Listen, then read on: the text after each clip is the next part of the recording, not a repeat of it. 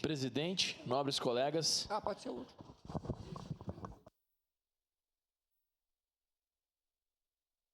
Duas horas em uma chamada. Essa é a média de tempo que um cidadão leva para conseguir marcar uma consulta na UBS do Bela Vista.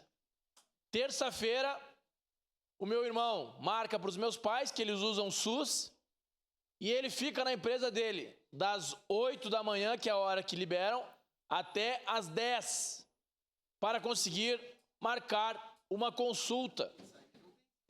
Que ano que nós estamos vivendo? Como uma pessoa leva 2 horas, essa pessoa não trabalha? Ela faz o que da vida? E quando consegue? Quando não chega na vez e a ligação simplesmente caiu. E aí? São mais 2 horas novamente. A população não tem voz, ou melhor, não tinha voz. Não é fácil ser de oposição. Não é fácil. Porque a gente pede, fala, e parece que, como diria minha santa mãezinha, entra por um ouvido e sai pelo outro. É isso que está acontecendo. Aí eu pergunto aqui, será que tem algum cidadão do Executivo que está ouvindo o que a gente está falando aqui? Será que tem alguém interessado em ouvir essa voz deste parlamentar e dos outros? Ou simplesmente falou, saiu, não vou resolver nada e faço cara de que está entendendo tudo?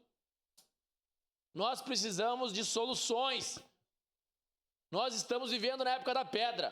Para concluir, senhor presidente, nós tivemos uma excursão lá para a cidade do João Campos. E qual foi a solução implementada até agora? Ou foram lá para passear em Recife, para conhecer os tubarões lá da orla? Então, quais são as soluções? Porque não foi barato ir até Recife. Eu quero ver implementação, melhoria para o cidadão. Nós precisamos automatizar o serviço. Não pode ficar aguardando uma pessoa para concluir 2 horas no telefone. Obrigado, presidente. Obrigado. Em declaração de voto.